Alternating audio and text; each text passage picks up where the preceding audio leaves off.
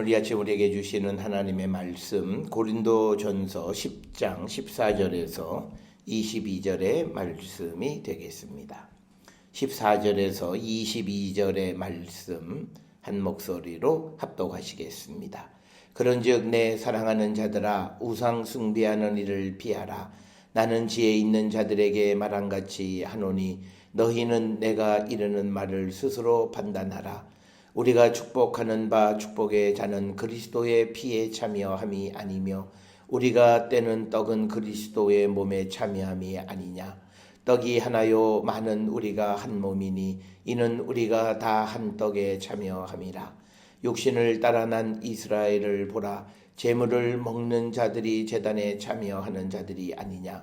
그런즉 내가 무엇을 말하느냐. 우상의 제물은 무엇이며 우상은 무엇이냐.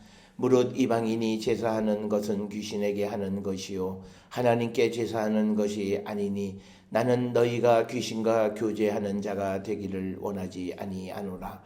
너희가 주의 잔과 귀신의 잔을 겸하여 마시지 못하고 주의 식탁과 귀신의 식탁에 겸하여 참여하지 못하리라. 그러면 우리가 주를 노여워하시게 하겠느냐. 우리가 주보다 강한 자냐. 아멘. 오늘 우리에게 주시는 고린도전서 10장 14절로부터 22절에 있는 말씀은 고린도전서 8장에 등장하는 우상 숭배를 금하는 그런 말씀이 되겠습니다. 그런데 이제 우리가 이 고린도전서 8장에서는 이 우상의 제사에 참여하지 않고 제물을 먹는 문제에 초점을 맞추고 있다면 오늘 주시는 이 본문 고린도전서 10장 14절부터 22절에서는 우상의 제사에 참여하면서 그 다음에 그 참여하고 또 그 참여하면서 그 제물을 먹는 것에 대해서 지금 그래서는 안 된다라고 하는 겁니다. 그래서 우리가 고린도전서 8장에서는 그 우상에게 드려졌던 제물 가운데 일부를 시장에 내다 팔거나 할 때 그 고기를 사서 먹어도 되느냐 하느냐 이런 문제라면 오늘 주시는 고린도전서 10장 14절로부터 22절에서는 직접적으로 우상의 제사에 참여하고 그 제물을 먹는 문제.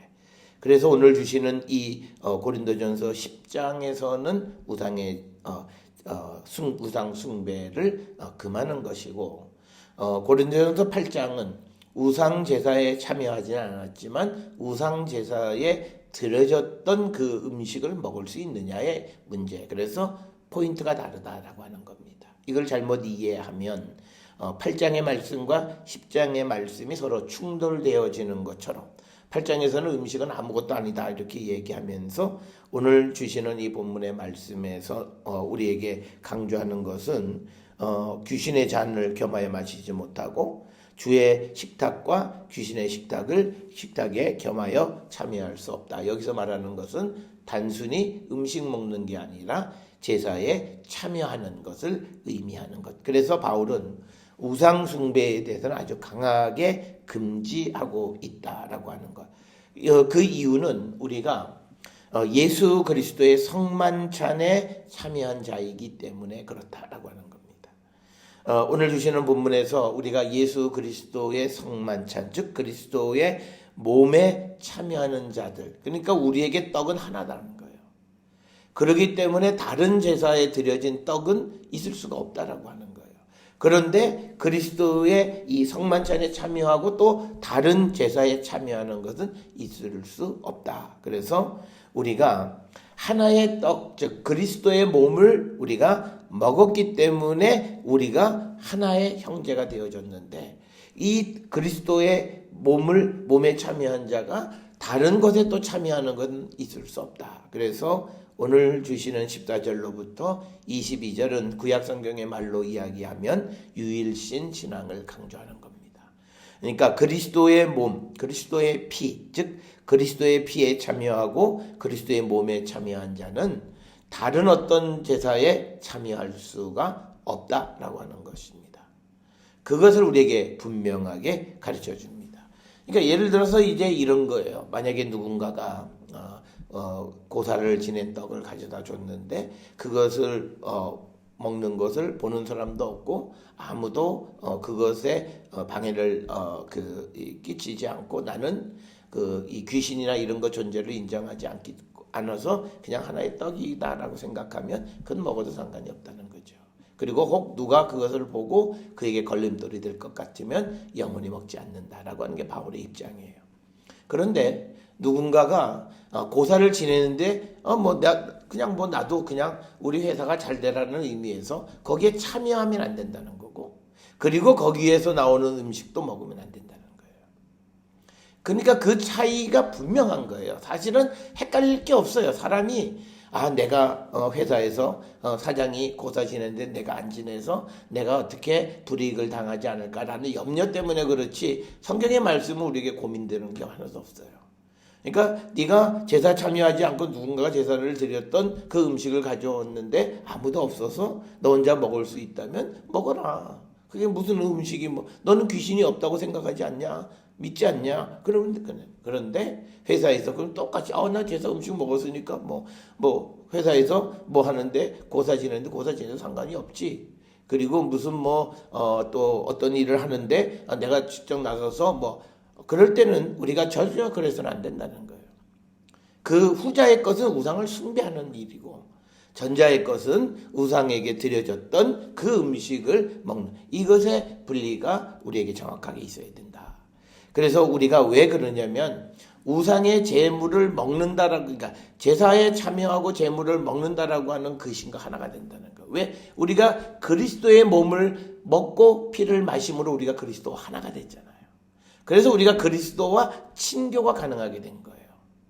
그래서 우리에게 오늘 주시는 본문의 말씀이 우리가 16절에 그리스도의 피에 참여했고 또 우리가 그리스도의 몸에 참여한 거예요. 그래서 우리가 그리스도와 하나가 됐어요. 그럼 똑같은 원리로 뭐냐면 우리가 우상의 제물에 제사 지내는 그 자리에서 그거를 먹고 하면 내가 우상의 귀신과 내가 그 귀신과 하나가 되는 거라는 거예요. 그거는 불가능하다. 이건요 기본적으로 성경의 원리예요. 우리가 한 멍에를 두 짐승에게 매이게 하지 말라, 한 밭에 두 종자의 씨를 뿌리지 말라. 이게 성경에서 나타나는 건 뭐냐면 하나는 하나예요. 하나가 둘 역할을 할 수 없다는 거니까 한 사람이 그리스도의 제사에도 그리스도의 식탁에도 참여하고 귀신의 식탁에도 참여하는 것은 성경의 논리상은 불가능한 거예요. 아예 전제 자체가 안 되는 거예요. 성경의 마인드는 그거예요. 그래서 우리가 구약에도 보면 한 밭에 두 가지 씨를 뿌리지 말라.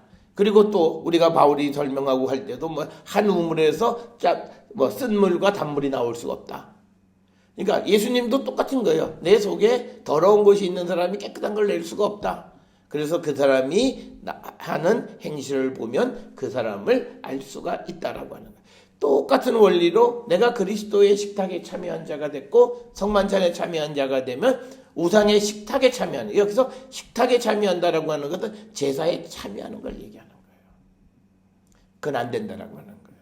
그는 성경의 논리상은 있을 수 없는 논리라는 거예요. 그러니까 우리가 내가 교회도 잘 다니고 그런데 내가 제사 지내는 제사를 드려야 될까요 말까? 그건 고민할 게 없어요. 대답은 뻔해요. 성경의 기본적인 프레임은 그런 걱정은 걱정거리도 아니에요. 그건 자기를 편하게 하기 위한 걱정이지 성경의 원리로는 한 우물에서는 하나, 나는 내가 그리스도가 내 안에 계시면 나는 그리스도의 식탁에만 참여하는 거예요. 그게 성경의 원리. 이 원리를 우리가 이해하지 않으니까 애매모호한 거예요. 그리고 우리는 이중적 자세를 취하는 거예요. 그러니까 경계인. 딱 가운데쯤 있어서 필요하면 오른쪽으로도 갔다가 필요하면 왼쪽으로도 가고 싶은 거예요. 그런데 우리에게 좌우로 치우치지 말라는 거죠. 그 말은 뭐냐면요, 양쪽으로 왔다 갔다 우리가 어떤 사람이 그 균형을 잡을 때 한쪽으로만 막 기울어지려고 하잖아요. 이쪽으로 왔다 갔다 그러지 말라는 거예요. 내 마음은 어느 한쪽으로 선택하는 것이 신앙이다. 그래서 오늘 주시는 이 본문의 말씀은 바울의 기본적인 생각, 그의 어떤 그 인식의 체계 속에서는 너무나 당연한 거다라는 거예요. 우리가 그리스도의 피에 참여하고 그리스도의 몸에 참여하는 소위 주님의 잔과 주님의 식탁에 참여한 자는 귀신의 잔과 귀신의 식탁에 참여하면 안 된다라고 하는 거예요. 여기서 우리가 분명히 구별되는 거예요. 우리가 조상의 제사나 뭐 이런 것들이에요. 그런 것들에 내 자세가 어떠해야 되느냐라고 하는 것에 대한 대답을 우리에게 주시는 거다. 그래서 우리가 오늘 주시는 본문의 말씀의 17절에 떡이 하나요 많은 우리가 한 몸이니 이는 우리가 다 한 떡에 참여함이라. 이 말씀의 의미는 뭐냐면요, 떡이 하나이기 때문에, 즉 몸이 하나이기 때문에, 그리스도가 한 분이시기 때문에 그 몸에 참여한 자들은 하나가 된다는 거예요.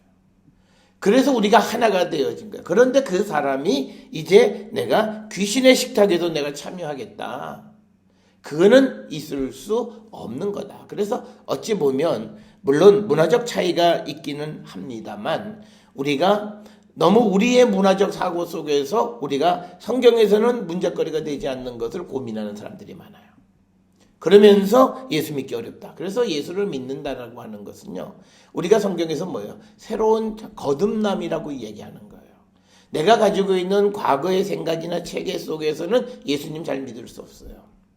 그래서 내가 거듭나요. 중생하는 거예요. 그건 뭐냐면 내 안에 주의 성령이 계시고 예수님이 내 안에 계셔서 과거의 나를 다 죽이고 이제 새로운 나, 예수 그리스도에 의해서 세워지는 내가 세워질 때 우리가 믿음의 삶을 살아갈 수 있고, 그렇게 되면요, 이런 지금 우리가 이 성경의 이 고린도 교회 사람이나 이런 모든 갈등의 문제가 다 해소화되는 거예요. 오늘 주시는 이 본문의 말씀에서 이 고린도 교회 사람들은 원래는 자기의 그리스도 신들을 섬기고 있던 사람들이겠죠. 그러다가 이제 그 바울을 통해서 예수를 영접하니까 이들이 옛사람을 씻어내지 못한 거예요. 그러니까 뭐 여러 가지 인과관계가 있어요. 우리하고 똑같을 거예요. 우리 부모는 교회 예수를 안 믿는데 그 집에서 드리는 제사에 내가 참여해야 되나? 뭐 우리하고 똑같은 그런 거예요. 거기에 대해서 바울은 아주 단순하게 얘기하는 거예요. 네가 예수를 믿는다라고 하는 것은 뭐냐면 예수의 몸에 참여하는 자다. 네가 예수의 몸, 예수의 피와 살에 참여한 자가 되었으면 이제는 예수님과 하나가 됐다. 그러니까 바울은 모든 게 똑같아요. 음행하지 말라고 하는 건 뭐예요? 네 몸이, 우리가 성경에서 둘이 결합하여 한 몸을 이루었다라고 하는데 네가 음녀와 결합하면 너는 음행하는 사람이 된 거다라는 거예요.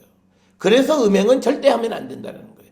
똑같은 원리로 네가 그리스도의 몸과 피에 참여해서 하나가 된 사람이 이제 다른 귀신의 잔과 귀신의 식탁에 참여하는 건 있을 수 없다라고 하는 거예요. 이게 성경에서 우리에게 이야기하는 거예요. 바로 이게 뭐냐면 우리의 순수성이에요. 우리가 순수성이라고 하는 건 뭐냐면요, 한 분 하나님만을 생각하는 거예요. 그게 순수한 거예요. 그래서 그 사람에겐 다른 생각이 없는 거예요. 우리가 저 사람은 참, 우리가 조금은 좀 부정적 의미로 사람이 단순한 사람이 순수한 거예요. 하나의 마음밖에 없잖아요. 그런데 마음이 복잡해요. 그건 순수한 게 아니에요. 그 사람이 어떤 결정을 했다 할지라도 그건 순수한 게 아니에요. 이미 마음속에서 갈등의 과정을 다 겪었기 때문에. 그래서 성경에서 두 마음은 우리를 요동케 하는 거예요. 그 두 마음을 가지면 안 된다는 거예요. 오직 그리스도 마음 하나만을 가지라는 거예요. 그래서 17절에 그리스도가 한 몸이시고 그리고 우리가 그 몸에 참여해서 우리가 하나의 몸이 되는 거예요. 그거는 우리 안에, 내가 그리스도 안에, 그리스도가 내 안에 계심으로 하나의 몸이 된 거예요. 그래서 내가 하나의 식탁에 참여했기 때문에 우리가 그리스도와 하나가 되어졌는데 우리가 우상의 제사에 또 참여한다? 이거는 기본적으로 있을 수가 없다라고 하는 것이 바울의 입장이 되겠습니다. 그래서 18절에 육신을 따라 난 이스라엘을 보라. 제물을 먹는 자들이 제단에 참여한 자들이 아니냐. 그러니까 이거예요. 제사를 지내는 것과 그 제물을 먹는 식탁 같은 거다라는 거예요. 그러니까 너희들이 그 제사를 보고 그 제물을 먹으면 너도 그 제사에 참여해서 그 신과 하나가 된 것과 같은 거다라고 설명을 합니다. 오늘 이 본문의 말씀을 통해서 보면 우리가 한 가지 예측할 수 있는 게 고린도 교회에 있는 이 지금 편지를 받아보는 사람들이 아마 유대인들이 많이 있지 않았나라는 거예요. 왜냐하면 지금 여기 나타나 있는 18절에 나와 있는 육신을 따라 난 이스라엘에 관한 이야기는 유대인이 아니면 알 수가 없는 거예요. 그래서 우리가 성전에서 일하는 제사장이나 레위인들이 거기에 있는 제물을 먹는, 그러니까 제사에 참여한 자가 제물을 먹는다는 거예요. 그래서 바울은 그 귀신의 식탁에 참여하지 말라고 하는 것은 뭐냐면, 네가 귀신의 식탁에 참여한다라고 하는 것은 바로 네가 그 귀신을 숭배했다라는 것과 같은 개념이다라고 하는 거예요. 그래서 우상 숭배를 14절에서 딱 말씀하기를 우상 숭배하는 일을 피하라라고 하는 그런 말씀으로 이야기를 시작을 하면서, 그래서 고린도 교회는 그 우상 숭배의 문제가 아주 심각한 문제였을 거예요. 그러니까 오늘날 우리가 살아가는 이 세상 속에서도 마찬가지예요. 우리가 이런 거예요. 조상에 대해서 내가 생각할 때, 어려울 때, 우리 조상신들이 날 좀 도와주셔야 된다. 그 사람은 그 명절에 부모한테 가서 절하면 그거는 우상숭배예요. 왜? 조상신이 날 도와야 된다고 생각했잖아요. 그러니까 나는 조상 신으로 생각하지 않고, 아니에요. 그런데 그 사람이 인식 속에 뭐예요? 조상님이 날 좀 도우셔야 되는데, 그렇게 생각하는 거예요. 그러니까 그거는 효도의 차원이 아닌 거예요. 그거는 이미 신적인 영역이에요. 하나님이 하시는 일을 조상이 대신하는 거예요. 그래서 사업이 안 돼요. 그러면 내가 조상한테 잘 못해서 그런가? 그건 조상을 신으로 이미 생각하고 있는 거예요. 그러면서 사람들이 물으면 나는 조상은 신은 아닌데 교회가 내가 예배를 가서 절을 해야 되느냐 말아야 되느냐. 그러니까 그 사람의 마음속에는 평소에 그 조상을 신적 존재로 인지하고 있어요. 그러니까 뭐예요? 죽은 조상이 날 도와야 된다는 거예요. 도대체 그게 가능한 일이에요. 그러니까 그 사람은 그 앞에서 절하면 안 돼요. 그거는 우상숭배가 되는 거예요. 그런데 평소에도 그냥 그 사람이 그런 개념은 없어요. 그냥 옛날에 아버지 한번 돌아가신 아버지를 기억하면서 아버지 보고 싶은데, 아버지를 볼 수 있는 우리가 상징적 장소가 무덤이잖아요. 그러니까 거기를 찾아가는 거예요. 그러면서 그 사람이 무슨 제사나 이런 게 아니고 와서 아버지 저 왔어요. 그리고 또 돌아올 때도 아버지 저 가요. 이런 정도는, 이거는 우리가 우상숭배라고 얘기할 수 없는 거예요. 그러니까 그 사람이 평소에 어떻게 생각해? 그리고 평소에 이 사람은 항상 하나님 날 돕지. 죽은 사람이 뭘 어떡한다고? 돕는 건 하나님이 도우셔. 그렇지만 인간의 육신으로 아버지를 그리는 마음, 이건 우상숭배가 아닌 거예요. 그러니까 우리가 바울이 강조한 자율성이에요. 그래서 하나님 우리의 은밀한 마음 속에서 어떤 생각으로 그 똑같은 사물을 대하는가를 아세요. 우리는 아무리 아니라 그러고 남에게 보여주려고 뭐라고 그러지만 내 마음속에 어떤 생각이냐라고 하는 거예요. 그런데 우리의 많은 사람들이요, 마치 이 죽은 조상들이 신적인 능력이 있는, 신은 아니지만 신적인 능력이 있는 것처럼 인식하는 경우들이 많아요. 그게 모든 문화권 속에서 있는 뭐냐면 조상 숭배에 관한 생각들이에요. 그거는 우리나라에만 있는 게 아니라 로마에도 있고 다 있었어요. 죽은 조상들이, 그러니까 뭐냐면 이스라엘 사람들도 죽은 누구를 불러 올리는 거예요. 그러니까 우리가 구약에서 보면 죽은 사람의 혼을 불러 올려가지고 물어보기도 하고 뭐도 하고, 그러니까 죽은 자가 뭘 도와주세요. 성경은 그걸 금하는 거예요. 그건 안 된다. 우리가 사람이 육신으로 누구를 그리워할 수는 있지만, 그러나 우리의 인생을 돕고 우리를 인도하시는 건 하나님 한 분이라는 그 명확한 경계가 있는 사람에게는 부모에게 절하는 건 그냥 부모에게예요.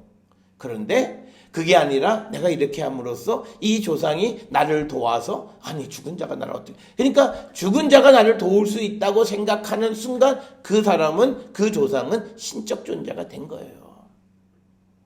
그러니까 그건 본인이 잘 알아요. 목사한테 물어볼 필요가 없어요. 목사님, 이번 명절에 가서 제사를 지려야 돼요? 말아야 돼요? 제사라는 형식 자체는 우리가 바람직한 건 아니지만, 내가 그 평소에 부모를 어떻게 생각하느냐, 그건 자기가 너무 잘 알아요. 그러니까 괜히 목사는 목사 물어봐봤자 목사는 원론적인 대답밖에 못해요. 우상에겐 절하지 말라 그랬다. 그런데 그 부모를 우상으로 생각하느냐 안 하느냐는 자기가 알아요.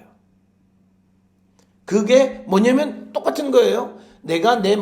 바울이 얘기하잖아요. 어떤 사람이 우상은 아무것도 아니라고 생각하는 사람에게 음식 먹는 거 아무것도 아니라는 거예요. 그런데 어떤 사람이 우상의 존재에 대해서 인정을 하면서 그러면 그 사람은 그거 먹으면 안 된다는 거예요. 그거는 아무도 몰라요. 그 사람만이 하는 거예요. 그래서 우리의 삶 속에서 늘 우리가 성령 안에 살아가면 우리가 조상에게 내가 예를 표하는 건 아무 문제가 안 되는 거예요. 왜? 나는 성령에 의해서인데. 근데 그게 아니라 때로는 인간적 생각이고 때로는 우리의 문화적인 전통 속에서 생각하고 그럴 때는 굉장히 위험한 거예요. 자기도 모르게 우상을 숭배한다라고 하는 거예요. 그래서 오늘 주시는 본문에서 뭐냐면 바울이 얘기하는 건 뭐냐면 제물을 먹는 자가 그 제사에 참여한 사람들이 아니냐 이 예를 얘기하는 거예요. 그래서 내가 19절에 내가 무엇을 말하느냐 우상의 제물은 무엇이냐 우상은 무엇이냐 그러면서 20절에 이방인이 제사하는 것은 귀신에게 하는 것이요 하나님께 제사하는 것이 아니니 나는 너희가 귀신과 교제하는 자가 되기를 원치 않는다. 그러니까 뭐냐면 이방인들이 하는 제사 행위는 하나님께 하는 게 아니다. 그러니까 그거는 너가 거기에 참여하면 안 된다는 거죠. 그래서 너희가 주의 잔과 귀신의 잔을 겸하여 마시지 못하고 주의 식탁과 귀신의 식탁에 겸하여 참여하지 못하리라. 그러면 우리가 주를 노여워하시게 하겠느냐? 우리가 주보다 강한 우리가 주님의 진노를 사면 되겠느냐? 그러니까 여호와 하나님은 우리가 성경에서 나와 있는 것처럼 질투를 유발하시는 분이에요. 다른 거 아니에요. 우리가 다른 신에게 기웃거리고 할 때 질투가 그래서 노여워하신다라고 하는 말에 그 사전적인 의미는 우리가 주님을 질투하게 할 수 있겠느냐? 그렇게 할 수 없다는 거예요. 우리가 주보다 강한 자냐? 그렇지 않다라고 하는 거예요. 그래서 우리가 그리스도의 몸의 피와 몸을 먹고 마시는 우리가 우상 숭배를 행해서는 안 된다라고 하는 거예요. 그래서 오늘 우리에게 주시는 이 본문의 가장 큰 핵심은 우상 숭배를 참여하지 말라. 그래서 우상의 제단에 참여하는 것은 곧 우상 숭배와 동등하다라고 하는 겁니다. 그래서 우리가 이것에 대해서 우리가 분명하게 생각을 해야 되고 우리가 가끔 다원주의자들은 이렇게 생각하는 사람들이 있어요. 뭐 사찰이나 이런 데 가서 이 석가를 마치 예수님과 동일하게 생각하고 내가 경배한다. 그건 우상숭배예요. 그건 우상숭배예요. 마음속에 이미 예수님하고 동등하게 생각하는 그 자체가 그래서 성경에서 우리가 뭐냐면 나 외에 다른 신을 너에게 있게 하지 말라 그랬는 거예요. 그러니까 그것은 내가 종교인으로서 그냥 존중하는 의미가 아닌 거예요. 마음속에 예수님과 동등한 위치를 놓는 것은 그건 이미 신적인 존재로 우리가 예수님과 동등해질 수 있습니까? 그렇지 않잖아요. 그런데 어떤 것을 예수님과 동등한 위치에 놓는다라고 하는 것은 바로 그거예요. 그래서 우리가 가끔 어떤 사람은 내가 예수다. 내가 예수님 같은 삶을 살아가는 것 그럴 수 있지만 내가 예수는 아니죠. 우리가 예수님의 그 정신을 가지고 살아가는 사람들이긴 해요. 그렇지만 내가 예수는 아닌 거예요. 그래서 우리가 오늘 주시는 이 사도 바울이 그 제단에 참여하고 그 식탁에 참여하는 자는 우상 숭배하는 것과 같다. 그래서 우리가 그리스도의 성만찬에 참여한 자가 우상 숭배에 참여하는 자가 되어서는 안 됨을 우리에게 가르쳐 준 겁니다.